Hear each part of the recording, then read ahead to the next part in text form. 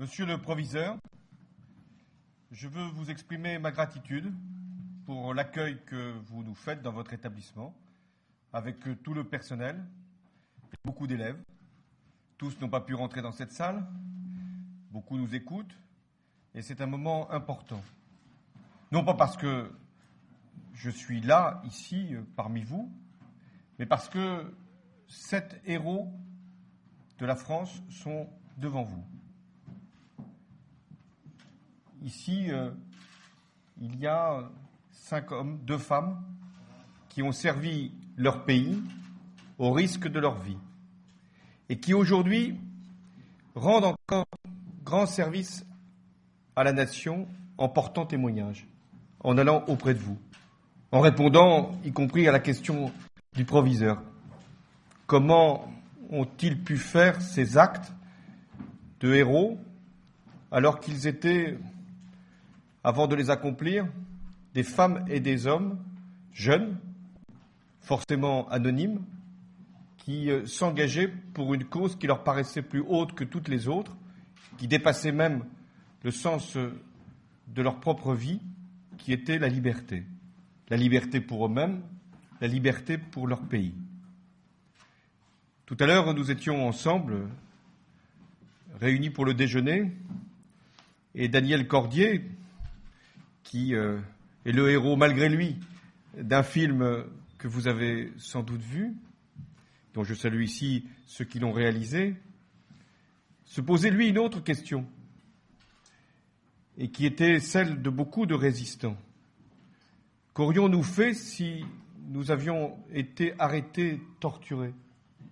Aurions-nous pris cette petite pilule qui nous privait de vie, mais nous empêchait de donner à l'occupant la connaissance d'autres réseaux et donc au risque de mettre en péril d'autres vies que celle qui fait sacrifice. Voilà pourquoi nous sommes ici à la fois convaincus de leur combat et en même temps obligés par leur combat. Nous sommes réunis le 27 mai, ici au lycée Buffon. Pourquoi au lycée Buffon, vous le savez, vous. Beaucoup de Français, de Parisiens, je salue les élus de la ville de Paris, beaucoup de Parisiens l'ignorent. Ici, il y a eu, dès 1940, dès le 22 septembre 1940, un enseignant, Raymond Burgard, professeur de lettres, qui, le 22 septembre, parce que c'était l'anniversaire de la proclamation de la République, qui avait réuni un petit mouvement de résistance, qui avait fondé un périodique au nom de Valmy et qui avait fédéré autour de lui plusieurs élèves. Ces élèves qui, plus tard, ont été arrêtés et ont été fusillés par les nazis le 8 février 1943. Les portraits sont là. Ceux de Jean-Marie Artus, 15 ans. Jacques Baudry, 18 ans. Pierre Benoît, 15 ans. Pierre Grelot, 17 ans. Lucien Legros, 16 ans. Je tenais à ce que ces noms fussent prononcés ici, devant eux, devant vous. Pourquoi le 27 mai ? Puisque nous savons que ici au lycée Buffon, il y a cette évocation de la résistance, de jeunes résistants, très jeunes. Le 27 mai, parce que s'est réuni à Paris ce jour-là, le 27 mai 1943, il y a 70 ans, le Conseil national de la résistance. Conseil national de la résistance que Jean Moulin avait voulu constituer pour fédérer la résistance de l'intérieur autour du général de Gaulle. Mais aussi, le 27 mai 1943, il s'agissait d'unir les forces de la résistance pour qu'elles préparent la libération. C'est-à-dire que pendant cette nuit de l'occupation, cette nuit de combat, il y avait des hommes qui réfléchissaient à ce qu'allait être le jour d'après la libération. Et pour que rien ne fût improvisé, pour que tout puisse être préparé, commençaient à travailler sur les textes qui allaient fonder la reconstruction et la nouvelle République. Il y avait des sensibilités différentes parmi ces résistants, comme il y a des sensibilités différentes encore aujourd'hui. Mais ce qui leur est apparu plus fort encore que leurs différences, c'était l'exigence de l'unité. Alors ils se sont rassemblés rue du Four et ont été réunis pour préparer la suite. La suite, ce fut donc le programme du Conseil national de la résistance. La suite, ce fut la libération de Paris, puis celle de l'ensemble du pays, et après, la reconstruction. Les valeurs qui ont été inscrites dans le préambule de la Constitution de 1946 sont directement issues du programme du Conseil national de la résistance. Les grandes réformes qui ont été accomplies au lendemain de la Seconde Guerre mondiale se sont inspirées également de ce programme. Nous avons encore les traces aujourd'hui, traces que certains voudraient même effacer. Un plan complet de sécurité sociale, des comités d'entreprise, le droit au travail, la garantie d'un niveau de salaire, la dignité, la possibilité de vivre dans la société en ayant la solidarité de la nation, la subordination des intérêts privés à l'intérêt général, le contrôle même de l'appareil de production, car il fallait bien reconstruire. Une grande partie, je l'ai dit, de ces propositions, de ces principes sont devenus des lois de la République. D'autres ont pu trouver d'autres formes, mais l'esprit demeure, l'esprit du Conseil national de la résistance. Alors que retenir, même si je ne suis pas là comme professeur, que retenir comme président de la République et vous comme citoyen de ce qui s'est accompli ce 27 mai 1943? Que retenir du sacrifice de ces jeunes du lycée Buffon? D'abord, 3 leçons qui ont trait à l'esprit même de résistance et qui valent aujourd'hui.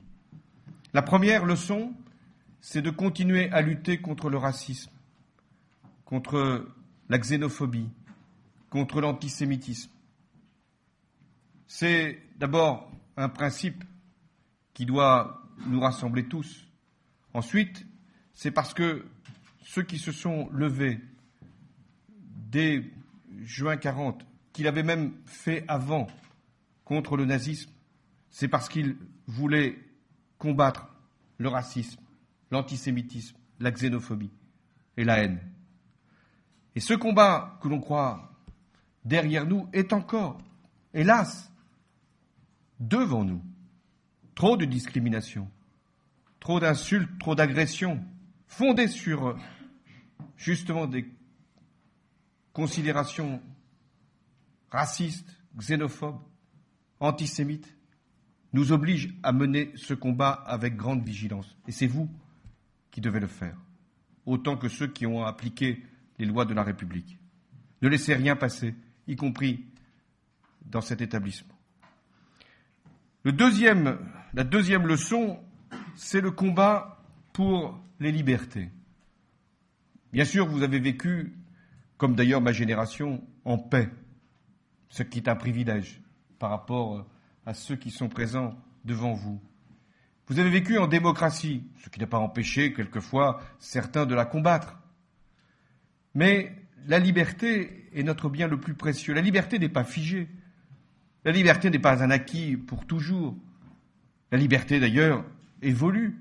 Il y a des droits de nouveau à conquérir. Ça fait partie du débat, parfois même du combat dans la République. Jusqu'où aller dans l'exercice, dans l'accomplissement de la liberté? Eh bien, c'est aussi votre tâche.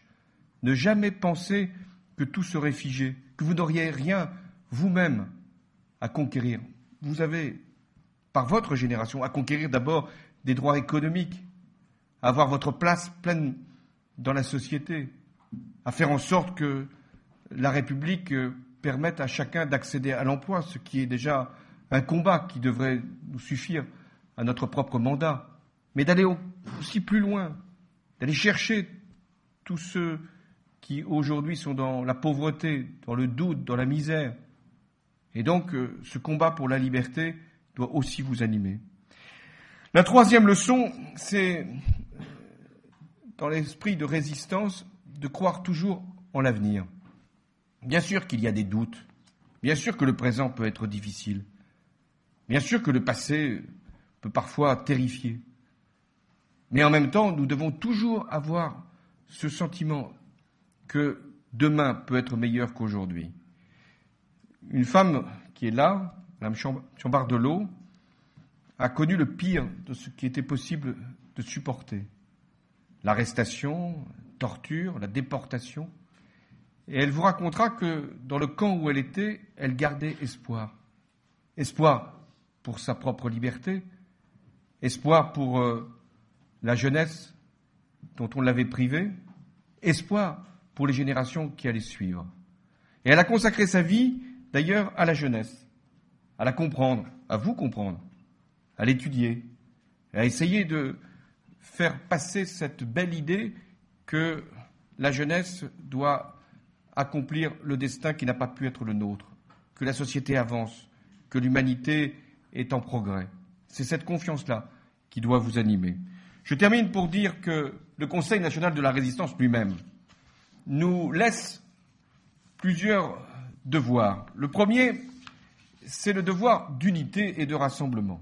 Je l'évoquais tout à l'heure, dans ce Conseil national de la résistance, et Daniel Cordier pourra vous en parler mieux que moi, il y avait d'abord des personnalités différentes, elles représentaient des partis politiques, des syndicats, et donc il y avait des sensibilités, des philosophies politiques, sociales différentes. Et d'ailleurs, après la guerre, chacun a repris sa liberté. C'est la démocratie.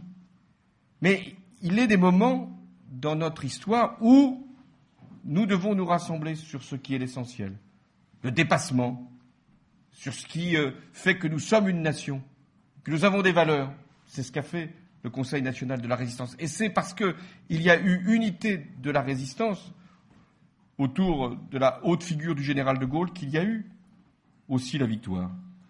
La deuxième exigence, le deuxième devoir, c'est que nous devons toujours penser qu'un peuple, et le nôtre notamment, peut se relever de la catastrophe, qu'il n'y a pas de déclin, qu'il n'y a pas de déclassement, et que ce qui a été possible au lendemain de la Seconde Guerre mondiale, reconstruire le pays, le redresser, doit l'être encore à d'autres moments et dans d'autres circonstances où, convenons-en, les défis sont moins élevés. Donc, nous devons réussir. Et nous le devons pour ceux qui ont mené le combat qui nous fait aujourd'hui des femmes et des hommes libres. Et puis, le dernier devoir, c'est d'assurer la justice, l'égalité. Dans la résistance, il y avait des femmes et des hommes de toutes conditions. Il y avait ceux qui représentaient les élites. Il y avait ceux qui représentaient les catégories populaires, les métallos. Il y avait ceux qui n'avaient pas d'instruction. Et il y en avait qui étaient parmi les mieux formés de notre République, qui avaient fait les plus grandes écoles.